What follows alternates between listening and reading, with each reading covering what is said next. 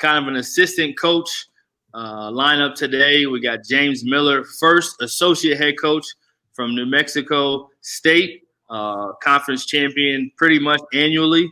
I call him DJ Khaled because all he does is win. I called him that way back in the day when he was in JUCO as a head coach at New Mexico Junior College. He's coached some great players at all levels. He's won everywhere he's been. Looking forward to having him. So we're going to get straight to it and add him in. James, what up, man? What's up, guys? Yo.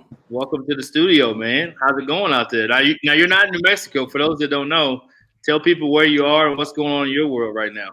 Yeah, so the last 10 days, because we weren't able to play games and practice in New Mexico, we've kind of relocated our whole operation to Phoenix, Arizona. So staying at the Grand Resort in Phoenix. It's a good setup. Honestly, it's been great so far, but obviously we might have a couple more months of this ahead of us. Oh, man. So everybody doesn't follow your level necessarily or your split place. Tell people why you're there and what's going on that made you guys go to Arizona. So our governor in New Mexico, because the cases had risen so much in our county, said that we were unable to practice and or play in groups of more than 5. So for the last couple of weeks, we were unable to practice outside of 5-on-0. And so initially our administration said, hey, we'll bubble you guys up. We'll put the guys in on-campus houses. And then that, test 3 times a week.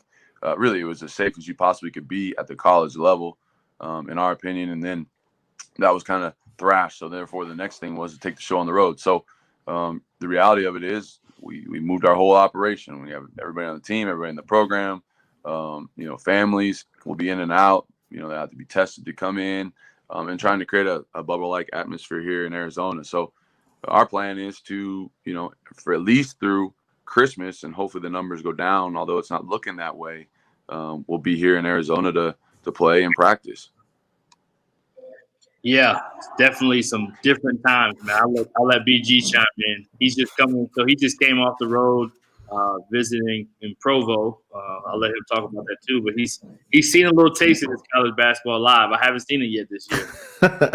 Yeah, it's different. I can tell you that. I love that we have the James Miller Circus on the road. That's actually. I might need to make a graphic with that. Look, the circus on the road. Yeah. No, that's fantastic. Yeah, I mean it's a different world out there. I went out to go see our guy Gideon, and they had like a 60-foot long like virtual fan board in the arena there. I'm like, I don't know if that's going to be in a lot of arenas this year. But it was weird watching a basketball game with 20 other people in a 20,000 seat arena. Absolutely. So different deal. So what we got to ask James, how's the food?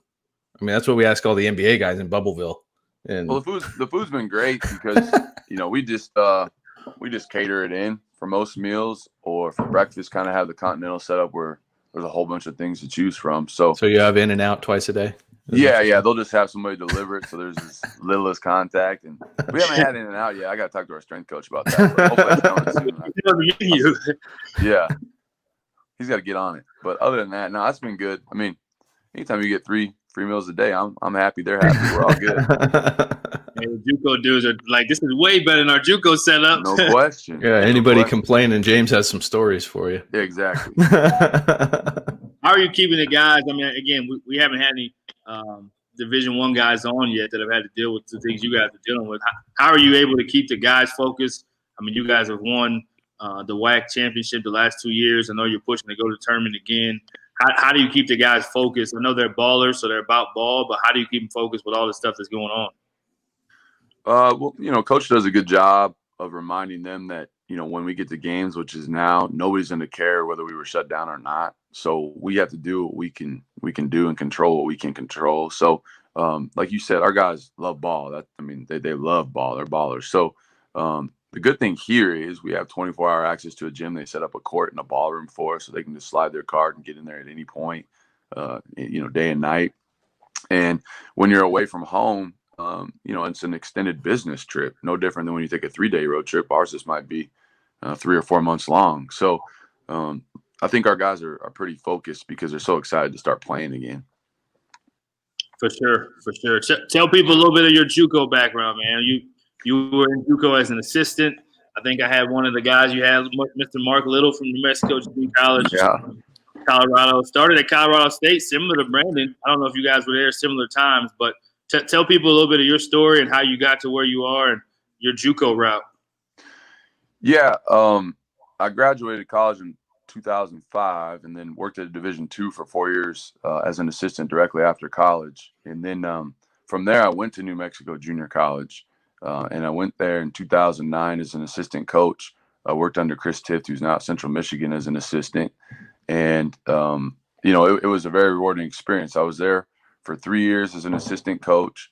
And we took over a program when Coach Tift first got there and hired me a couple months later, where they hadn't been winning at an elite level like they had, probably 10, 11 years before that.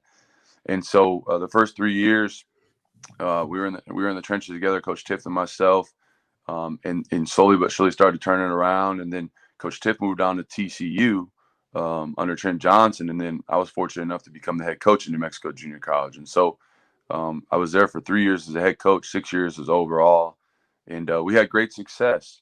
We were able to get the Hutch a couple times. Had many players go Division I to every which conference you can think of, and had a lot of fun. It was a very rewarding experience for many reasons.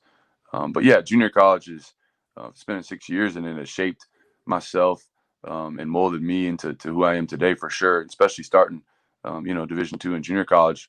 All I really know up until the last couple of years is this small college life, and so staying at a resort in Arizona is like vacation to me. Yeah, different deal. You when you left New Mexico Junior College, that's when you went to Arkansas State. Yeah. I went to Omaha, Nebraska, UNO for a year. Oh, that's right. Yeah. So yeah, and Pat Eberhardt, who I worked for, was my boss at CSU Pueblo when I first started, was an assistant at Omaha. So it's kind of like a reunion 6 years later. But yeah, I was at Omaha for a year and then went to Arkansas State when Grant McCasland got the job. Yeah. I think that first year is when you and I met. Mm-hmm. Yeah. At Jerry's event. Yep. And Mullins. Yep. Exactly. So was at A-State for a year. Then we were fortunate enough to win enough games there. Then Coach McCasland got the North Texas job and he brought us all along, which we were all grateful for. And I was there for a year and then ended up back in New Mexico somehow, full circle the following year. Yeah, talk about you had a tweet that that we put out when you did your interview with All Access Coach's Corner that why you love JUCO, and it almost went viral. It's pretty close to viral status. You talked about why you love JUCO, so let's talk a little bit about what about junior college basketball. We're kind of doing JUCO Appreciation Month. What about junior college basketball do you love in particular? Yeah, like I've talked about before, the purity of JUCO ball, the limited politics involved, guys trying to, make something of themselves in their careers, both in the classroom and on the floor, is something that I really cherished and trying to help those guys along in those journeys. You really don't have a lot of times, especially when kids come from high school, great foundations, oftentimes to be successful, the next 2 to 4 or 5 years of college. And so I really embraced being one of those guys that could help build their foundation and make it more steady, I guess you'd say, so they could be successful after I coached them in junior college at New Mexico Junior College. So I think there's nothing more rewarding, and I think you see it on Brandon's face when he talks about Gideon. There's nothing more rewarding than helping kids get to the next place and then get a degree and then have some success on the floor. And obviously there's going to be different levels and varying levels of success. But the fact that these kids are even getting 4-year scholarships, get to play on TV, get to play typically in front of thousands and thousands of fans, that in itself is a huge success. And so that's why it was so special to me and still is special to me. It was interesting the first time I met James because, I mean, he was literally one of the first coaches that I spent any time with outside of Ross Hodge and Leonard Perry. And, being around Ross, especially knowing that JUCO background and stuff, like kind of getting to see a window into like a JUCO guy, and then being around James that first weekend, like I didn't know anybody, I didn't know anything. I'm still not sure how much I know, but to just an incredibly humble person, somebody that you can tell does it for the right reasons and all that sort of thing, was actually like a really good experience for me to see that a lot of these JUCO guys, Jace Hurl was there, and another JUCO guy, somebody that does the stuff for the right reasons. And of course we had our boy Houston Reed there as well. Big bear coming up. Never met this guy in my life. Just wraps me up in this giant bear hug and moves me.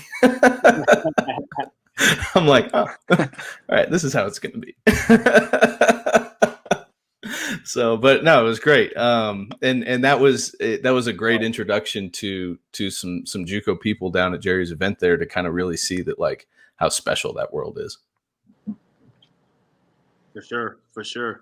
James, so you've had some guys that played at the highest level from junior college, meaning, highest level Division I. You've also had some guys that you have coached that have gone on to be NBA players. Talk a little bit about New Mexico State and why you still recruit junior college. I think your entire staff has coached in junior college. Shout out to CB, Corey Barker, and also Anwar, and not to mention Coach Jans. And then so talk about both the guys you've coached that have had success, and then also why you guys still recruit junior college guys now. Yeah, I was fortunate enough at New Mexico Junior College to coach a couple guys that went on to play in the NBA, and probably 7 or 8 others that have made really good money overseas, in different areas. But, coaching Chris Boucher his freshman year, he's one of those guys that, I talked about with the foundation. He had only played organized basketball for about 2 years when we got him. And he made great strides the first year I had him. And then he and one of his former teammates decided to move on. But it was a lot of fun coaching Chris. And he was a sponge for the game and worked nonstop and had a great attitude. And obviously, when you just signed $13+ million contract in the NBA, he's a freak of nature. We always used to call him like a unicorn. And then on that same team, we had Kenrich Williams, who was a qualifier, who was severely overlooked in high school. Only had 2 offers when we got him at New Mexico Junior College, and he was there for a year. And now he just got I think he just did a sign and trade deal with the Oklahoma City Thunder, for I think it's $6 million over the course of 3 years. So you talk about the stories, and I'm being excited for those guys. Yeah, great, they're playing in the NBA, but obviously they can take care of their families for life now, and that's what's really important. And then like I said, coach 7 or 8 other guys that were equally as talented when I coached them. Sometimes you just get a better break, or you get a little luckier. You're in the right place at the right time, or the right program, right fit, and they don't quite get to that level, but are still making a lot of money playing ball overseas and supporting their families. So, that's one of the amazing things about junior college, right? Like you'd never heard the name Chris Boucher or Kenrich Williams without junior college. You never would hear about those 2 guys. I mean, nope. Chris Boucher was at Alma Prep, which was a brand new prep school up in the middle of nowhere in Canada, and played in a couple of tournaments, and we found out about him, and quite honestly got lucky in getting him. Obviously, we evaluated him and did a good job of recruiting him, and myself and Brian and Sean Gutting at the time were the staff, so we got really lucky. And Kenrich Williams, was scheduled to go to either Division III or Tarleton State when they were Division II. And we get him for a year, and multiple coaches told me he couldn't play in the Big 12 after he signed at TCU, and ends up being an all-league player, and has done really well for himself the first couple of years in the NBA. So yeah, without junior college, you don't hear of either of their stories amongst a lot of other guys I've coached. Right.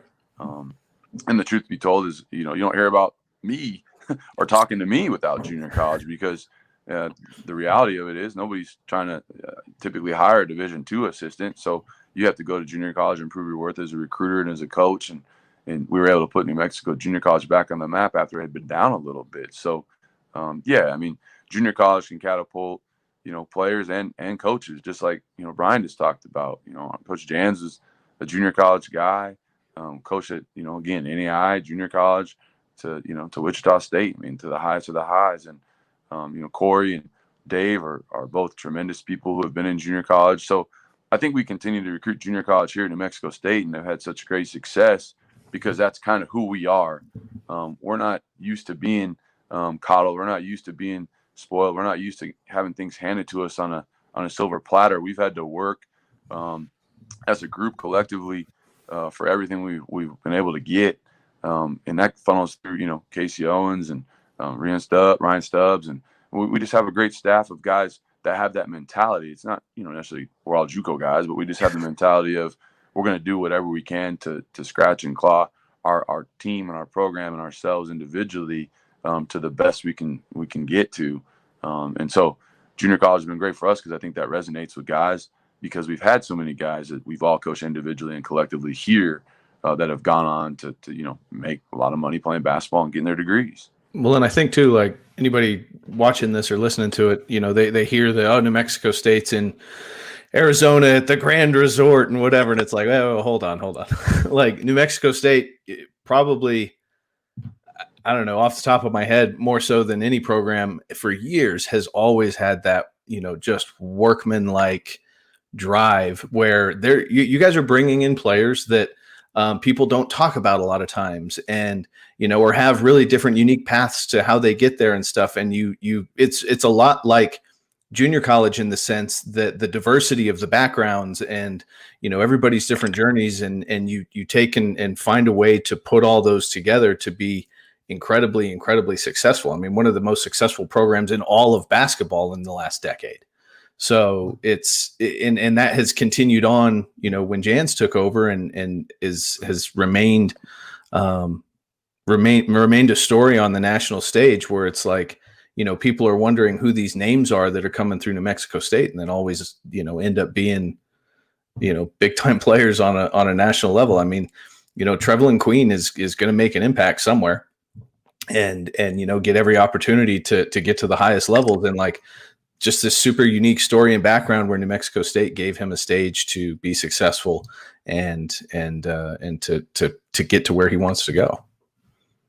Yeah, I mean, here at New Mexico State, in the last 3 years, we've had 3 guys who were junior college players, sign with NBA teams. So I think it's like anything, we all kind of hang out or gravitate towards people like us, right? And I think Coach Jans has a spot in his heart for guys that have had to work for everything that's happened for them, and maybe they needed a break, maybe they needed a second chance, maybe they were under the radar, but he sees something special in them, the chip on their shoulder to be great players and to try to make something of their lives, both on and off the floor, and put themselves in the best position to be successful moving forward after college. And so, like you said, a guy like Trevelyan Queen, who all he needs is an opportunity. That's all he wanted. So here he is. He signs with the Houston Rockets, and now it's on Trev. It's on him to compete and get a spot. No different than anybody else. I mean, you pick first, you get a little more money than when you sign an undrafted free agent deal. But at the end of the day, you have to produce once you get there, and you have to get the chance to be in that position. So he's got the chance, and hopefully with what we've helped do and coaches helped do, and his growth and maturity that he's shown over the course of the last couple of years, he's got the ability to stick and again make a lot of money playing ball, doing what he loves. Hey Trev, if you hear this, I'm still waiting on my T-shirt. Just FYI, it's fine. Don't worry about it. It's fine. You've had a few others. Name some of the other guys. So Pascal Siakam has played at New Mexico State, not for you guys, but is a alum there. Name some of the other pros recently, and in particular some of the JUCO dudes, because you've had a couple. Like you said here recently, a handful recently as well. And then talk about some of the JUCO guys on your roster, if you don't mind, too. Yeah, I mean, obviously, everybody knows about Pascal Siakam because he's an all-star and he played under the previous staff. But and they did a great job of developing him. But here in recent memory, you have Zach Lofton, who played for the Pistons.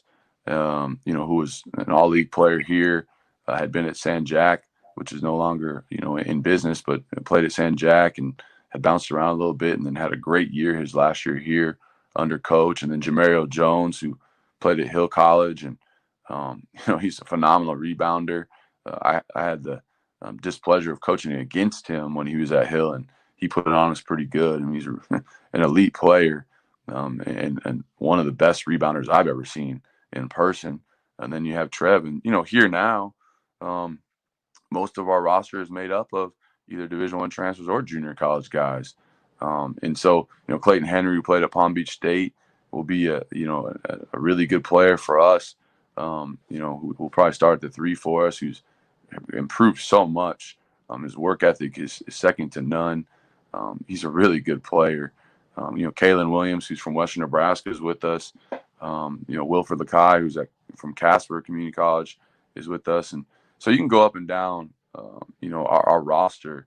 CJ Roberts, who played at Ranger last year. I mean, that's what we're going to do here. That's the makeup of this place. And it's been really, really spectacular for New Mexico State for a long time. So we're going to continue to recruit from junior college, again, because that's what resonates with us as a staff.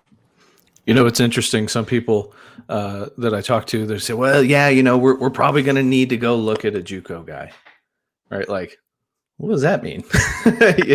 Like, I don't, okay. If you have that mentality of, I guess we got to go look at a JUCO guy, then you're not working real hard at your job. I mean, really. There's yesterday, was it yesterday? Yesterday. Sidney Curry commits to Kansas. That's the second JUCO dude to go to Kansas in the last 2 years. There's a whole litany of guys this year that are going to go to big time programs that are going to be highly impactful. Look at Vince Cole. Like, Vince Cole came out of the gate as showing like he's looking like one of the best players in the Big East this year. And he played at USC Salkehatchie, which there's about 12 coaches that can say that correctly. So it's like New Mexico State has not been, I hear people say things like, well, New Mexico State has to go, look at these JUCO guys because they can't get X, Y, and Z. And it's like, no, they want to. It's a work ethic. It's a mindset. It's the type of guys that, like you said, resonate with you. And, you've been incredibly successful with it. And that's different than the, I got to, Right. No, those are the guys we want, Brandon. We want guys that are going to bring their lunch pail and their hard hat, and they're going to just keep chipping away and keep chipping away and keep chipping away to get a break. And hey, guys that are excited to be here because they're used to, taking charter buses 9, 10, 11 hours. If you're lucky enough, sometimes school buses, to go play games in the middle of nowhere. So I think when those guys get here, they're so thankful for what they have, and they're very thankful for what coach and our culture, has to offer. And then, most times, not every time, but most times, they really flourish here. So yeah, we could go and recruit high school guys, and we do recruit some high school guys. For sure. But at the same time, junior college guys they're battle tested. They've been through it a little bit. They understand, the tricks of the trade of being experienced and how hard you have to work. And most importantly, in our culture, is competing. They've had to compete just to get to this place. And so when they get here, I think they just have, as a whole, have a much better idea of what it's going to take, typically from the beginning. It's interesting. One of the things I wanted to ask you was that transition for as many junior college players as you've recruited over the years and stuff. One of the things that does happen, there's an expectation, I think, that's put on a junior college player for coming in and being able to impact right away, more so than you would a high school kid, which is fair. I mean, they're older and have college experience and stuff, but there is still that transition time that takes a little bit there. But how do you guys, I guess, really work with those kids on speeding up that transition time? Because you have players that come in that have to play 30 minutes right away, straight from junior college, and have been successful. Whereas some other programs, you'll see guys that come in and maybe they don't hardly play that first semester, and then they play a little bit the second semester, and then their senior year or whatever, that's when everything really clicks.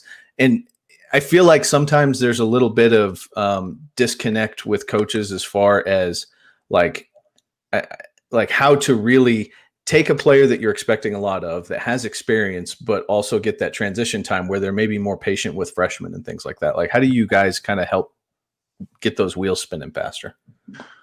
Well, I think with our staff, because we've all been in those shoes and been around those kids at the junior college level, we understand what the growing pains are going to be, probably more so than most staffs across the country, and can help kind of, like you say, kind of push them forward a little bit quicker, in a perfect world, as they get here. And so, just film, staying in the gym, talking to them.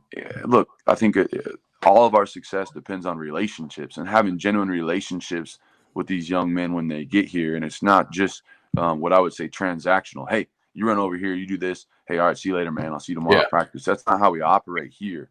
And look, I think we all kind of function with that, what I would say is small college where, we've all worn every different hat as we've grown in this profession. And so we're not above rebounding for guys. We're not above, having a meal with them and sitting down and talking to them at McDonald's. Like that's just the reality of who we are as a staff and the people that Coach Jans have put together here.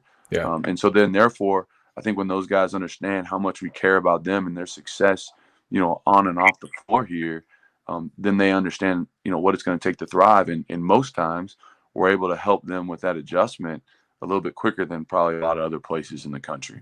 I think that's an incredibly important piece when you talk about that relation bit and how close you actually are to the players, because there's a lot of guys that get recruited and they kind of are told like, hey, this is going to be your guy, right? Like this assistant is going to be your guy. It's like, well, what does that mean? Like what about the other guys? And there are a lot of environments that kids go into where there's this massive disconnect between either most of the staff or sometimes all the staff, especially the head coach sometimes. And I think what you guys do there where, if I were to go, call Wilfred and say, hey, how many times have you talked to each of these guys in the last 2 weeks? Like it's going to be a lot with everybody. And that's different. Than I think a lot of places handle stuff. It's less, it's so cliche, but like it's less business like, it's more family like, right? Yeah. I think too, from just making that transition as well as an assistant, the fact that you guys have so many guys that understand those JUCO guys, and it is a transition. A lot of guys said it takes a semester for a guy to understand how to get up to speed, Division I level, et cetera. But talk about this. I mean, you guys win championships led by traditionally more so JUCO guys. You don't have a lot of 4-year guys. So you have 4-year transfers, but majority of your good players. I've competed against New Mexico State and Christian's teams when I was at UTEP. That's a rival. And you just know one thing, those dudes are going to be hungry. They're going to be dogs. And again, you guys understand how to lead those guys through some of the off-the-court quirks that maybe some programs aren't able to do. So just talk about not only having junior college guys in your program, but you're not plugging guys in just to fill gaps. Your best players a lot of times are JC guys, and you guys are winning championships and making NCAA tournament runs with JUCO guys. So talk a little bit about that if you don't mind.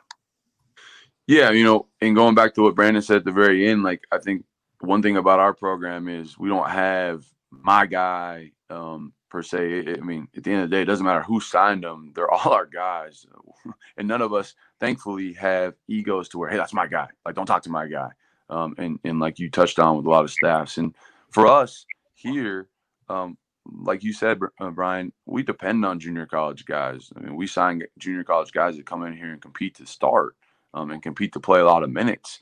The reality of it is junior college guys don't want to come here, or any school for that matter, and play 6 minutes a game as a junior. That's just very difficult to do, especially when you're coming from a program where you're used to playing, 30 minutes a night. So for us, we depend on junior college guys. That is, our recruiting base. That is typically who we're going to lean on.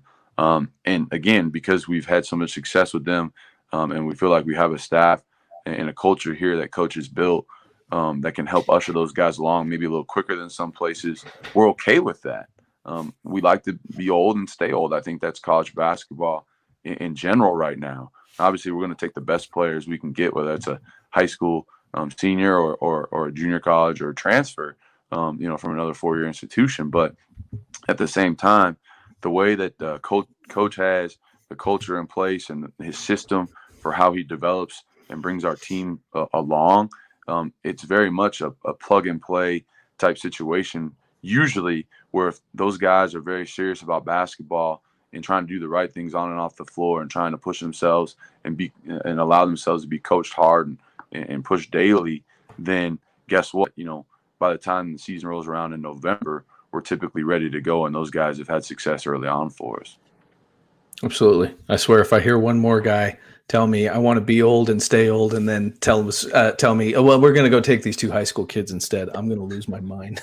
You don't have to worry about that over here. Bro. No. We're on that train. No, when you send me a message, you say, hey, I need to hear about, whatever JUCO guy, like, I know you actually want to hear about him, as opposed to, hey, coach, I'm going to spend the next 30 minutes sending you all this stuff and film and telling you about this guy or whatever. And you go, yeah, but we got this high school kid. He's great. I'm like, oh, cool. Yeah, our time is all too valuable for that. Right. Nothing against high school guys. I'm just saying, if the coach says they want to be old, get old, stay old, and then they go recruit the 17-year-old. Yeah, here's your opportunity. Right, go get some guys that have been through it a little bit. James, we'll let you go. We know you guys got game day today, right? Tonight? Yeah. Life on the road, playing at Arizona Christian, who's number 9 in NAI. They're a really good team. We need to get ready for that one. Yeah. We'll let you go in just a second. So last one we'll leave you with. What would you say if you had to say something you want people to understand about JUCO? Again, we're kind of in JUCO Appreciation Month, trying to get people to understand what JUCO is all about. You've done a great job of kind of walking us through that. If there's anything else misconception-wise that you want to share with us, and then if you have any funny story that's worth leaving with too, we'll leave you with those two. That you can say on the air. Exactly. I would say that in regards to junior college, there is a big misconception, but I think myself and a lot of the guys we just talked about over the course of the last half hour can show people that, people from different levels, different places, different backgrounds can use junior college and thrive in junior college to catapult themselves to the next level, whatever that might look like.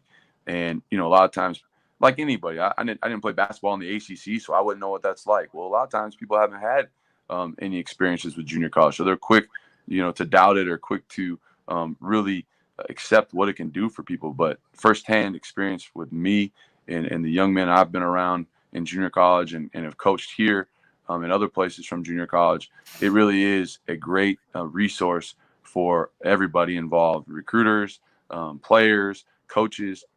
It's a great resource for everybody to be successful. So I think that, hey, if you don't embrace it, so be it. There's a lot of other ways to go about it. There's a lot of different ways to skin a cat, right? But I think junior college can be helpful for all of us. Now, the funniest story, and he hates it every time I say it, is we're playing in this is my first year at New Mexico Junior College. We're playing in the Region 5 tournament. We had just beat, I think it was McLennan, and myself and my assistant at the time, Brian Laurie, we pop in a video, and he told me, hey, I watched this kid last night. I'm not sure you're really going to like him, but, it's probably worth you watching. And I said, okay. So we put in this video, and I watch it for about 3 minutes, and there's this guy running and dunking and like almost barely not even jumping when he has to dunk, and he's blocking shots and shooting threes. I said, Philo, you don't think I'd like this guy? Okay, here we go. Chris Boucher. All right. 2 weeks later, he signed up with the T-Birds. Hey, and now he's a pro. So, hey, that's my best story I got for you that I can share on here. I told you all the time, and he hates when I remind him. I said, you didn't think I'd like that guy? Look at that dude. Like, what's there not to like? Oh, he's kind of skinny. I don't care. I didn't care. That dude could play. So that's the one. That's the G-rated one I can share for you guys. I love it, man. I love it. Thanks so much for coming on, man. Tell the boys I said good luck this season. Looking forward to seeing what you guys do, and you guys master adversity as well as anybody in the country. So I'm sure you guys will get that thing going with your resort living with those JUCO dudes. Yeah, I appreciate you guys. Thanks a lot. All right, brother. Be good. Take care. All right, Jay.